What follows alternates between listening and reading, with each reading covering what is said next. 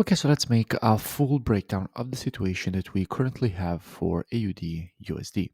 Now, starting here from the monthly time frame, what we can see is that at the moment, here in the monthly, the market has just tried completing this W formation by printing this move to the downside. Now, as usual, after the creation of a W formation, what we want to see is the market create a move to the downside to go and complete the W, and then we would like to see the continuation to the upside for the completion of the impulse correction and impulse pattern to the upside.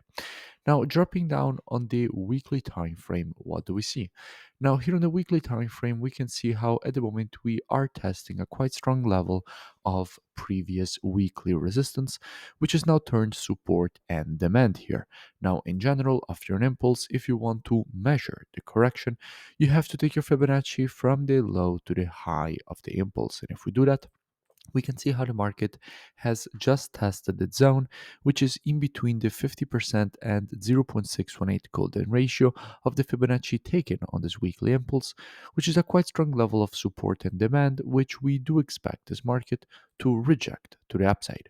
Dropping down on the daily, what do we see? Now, here on the daily, we can see a move to the downside, correction, lower low, and equal high.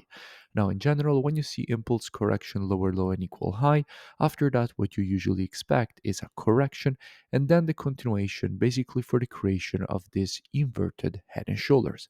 So, what we can expect here from a daily perspective is for the market to create this move to the downside to go and test the previous left shoulder, and then here there is the potential reversal for the continuation to the upside and for the market to complete the pattern. So there is a potential longing opportunity on the retest of this level. Now, if we go and see what we have when it comes to the commitment of traders, so the COT data, which is what the non commercials, so the biggest speculators in the market are doing, and we check the data for the AUD, we can see how lately net positions have been growing. We went from having a negative net positioning of minus 86k net positions to now having minus 28k net positions, with 4.8k longs added when it comes to the institutional side with the last report and 3.8k shorts getting closed, meaning that at the moment everything is pushing to the upside, so this potential rejection is definitely possible. Therefore, if we will have a retest of this area, how we could be approaching this potential longing opportunity. Now, as usual, trading is reactive and not predictive. The monthly, weekly, and daily combined with the COT data, those are the best time frames from a directional perspective. However, when it comes to confirmations and entries, the best time frames are the intraday time frames, so 4 hour and lower.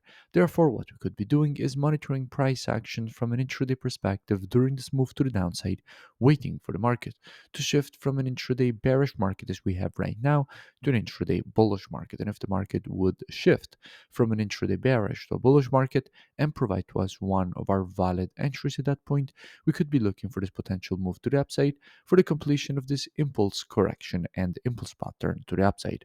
Now, if you enjoyed this free analysis education and update, make sure that you drop a like and a comment. It really does support the creation of more free analysis education and updates for all of you.